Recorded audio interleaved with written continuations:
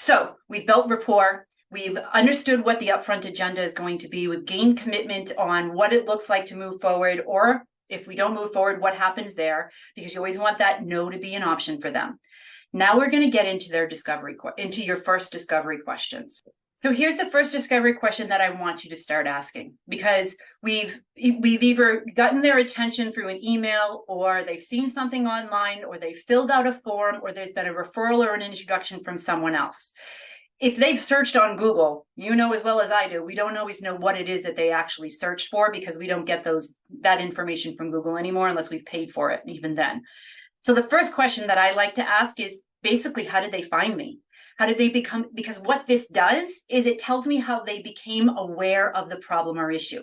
Remember back to our qualitative research, and that first thing that we're trying to understand is how they became aware of the problem. That's what this question is designed for. So yes, it helps me to understand, like if they say it's a Google search, I'll say, oh, well, what were you searching for in Google when my name came up? Most of the time they can generally remember. I'll also even ask, what are some of the other things that came up just out of curiosity? Because then that tells me what some other things that they might be looking at or options that they might be looking at. If it's a referral or an introduction, the way you would ask that question is, what were you and so talking about when my name came up?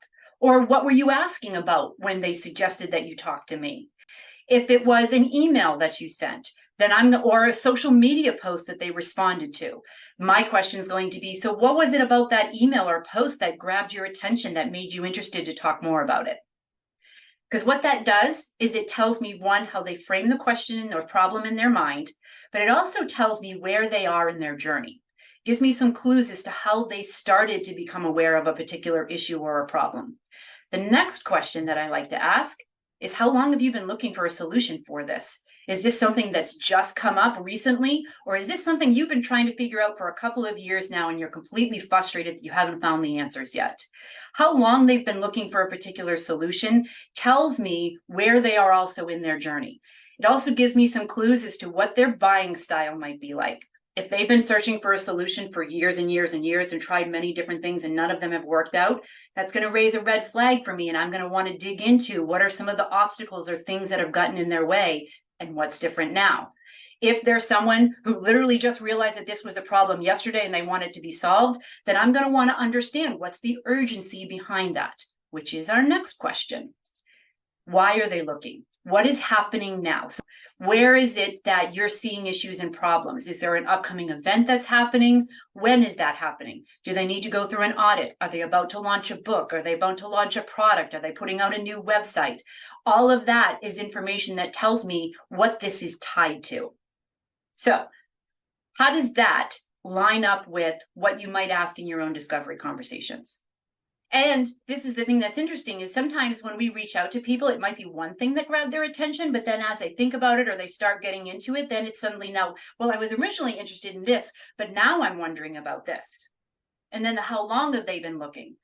I know for myself that people who take a long time to make a decision are probably not going to be a very good fit for me, just because of the way that I work and the way that I am.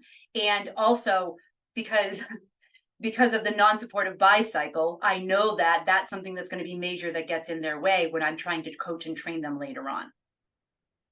And then the same thing too with, what are they looking? Why are they looking? What's happening now? This can help us understand what the urgency is there. Now, after we've asked those questions, you have the option to offer summaries and insights, which we'll get into in a moment. But there's another phase of these questions that we're going to get into.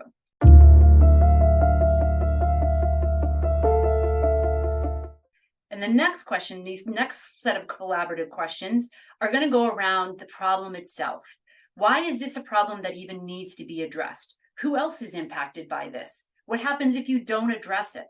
Understanding why they think that this is a problem that they need to figure out now is going to be key for you to be able to understand the urgency and the impact later on.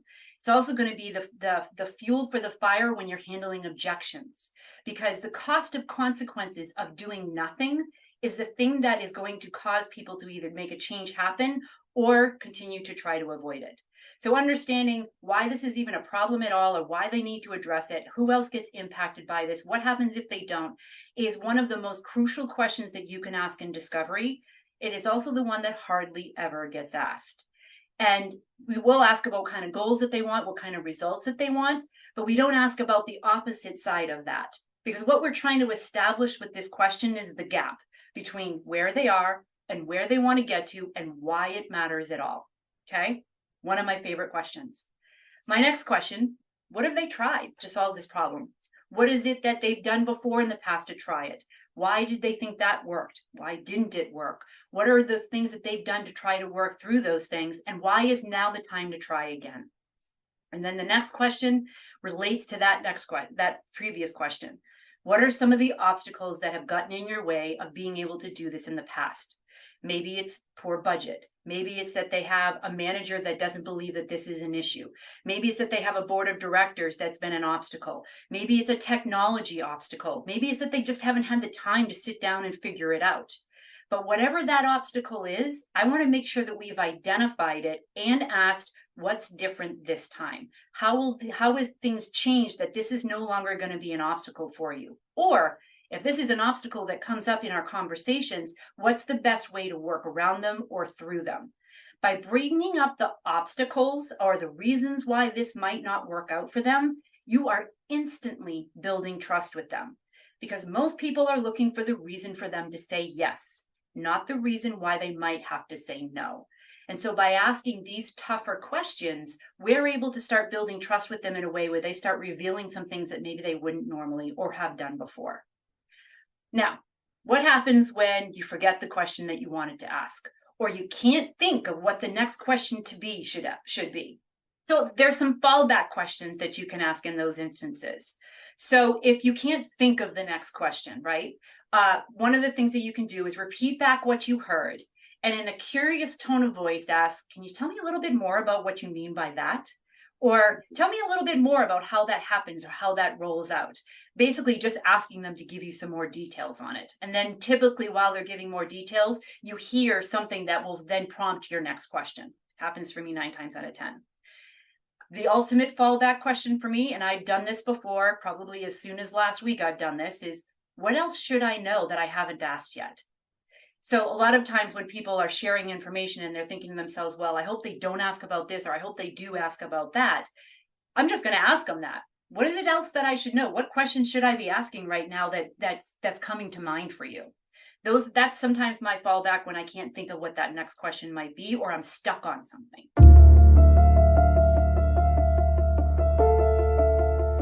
How do we offer those summaries and insights that we were talking about a little bit earlier? First is, when do you think we should stop and pause to summarize something for someone? I don't have a magic answer or a formula for when you should take a pause and ask. And so it's something that's really something that's going to be based off of your instinct. And we'll talk in a minute about what might get in the way of that. But oftentimes what I find happens is when I've asked 3 or 4 questions and I've gotten a good amount of information, I want to put a pin there. So I summarize what I've heard so far. Especially if they've said something and I've thought of, oh my gosh, I wonder if they know about this, or this would be a very relevant story for this particular piece. That's also when I'll summarize and say, all right, so what I'm hearing so far is this, blah, blah, blah, blah, blah, and then offer the insight that I want to give. So it's really something that is a gut instinct and a feel, but you definitely don't want to go like 10 or 15 questions in without pausing to see like where you're at and summarizing and getting some additional input from them. Again, remember, natural flow of a conversation, there's back and forth, there's pauses, there's answers given, there's insights, and then more questions that get asked. So the way that this might sound is something like this. So what I'm hearing from you, Greg, is that you're having an issue getting quality content that's converting leads at the bottom of your funnel. And you and your team are spending all of your time trying to do that right now, time that you don't have because you're in the middle of trying to get this campaign launched in time for this product reveal. And if you don't address this issue of getting leads to convert at the bottom of the funnel, you might see your budgets getting cut as a result. So the next part of this is this is where the part where you offer the insight. You know, it's not uncommon to see this kind of a struggle because most marketing teams are so very focused on filling the top of the funnel. And that takes such much of their energies and resources that they don't necessarily have time or input from their sales teams in order to know what's going to convert best so that they can deliver enough sales qualified leads to their team in order to impact revenue. What many people don't realize is that all of those resources that they're spending at the top of the funnel could actually be better utilized in content for the bottom of the funnel, because that's where they're going to get the biggest bang for their marketing dollar. Now, in addition to that, that means, so many people don't realize this, and then that means that they're not going to be able to hit their revenue quotas and targets in the next year. And so using this framework, what I'm hearing is this: it's a problem for you because other people are impacted. And if things continues, that this event's going to be, not successful. And this is going to be the consequence for you if you don't address that. And then making them feel a little better. It's not uncommon. Here's why. This is some of the things that you can do. And that many people don't realize this is what's actually going on, which means this. This is where you start to tweak their mind a little bit and think differently about their problems. Because what's happening is, as you're asking open-ended questions like the ones that we just talked about, not only are you getting to better understand them, they're actually starting to change their own minds as they talk about it. So when you offer this insight and this summary, it solidifies that. Like, I am talking to an expert who not only understands and gets me, they know things that I could never know. I need to talk with them more. So that's why that summary and that insight in the conversation is so critical, and it's fueled by the research that you do and your own expertise.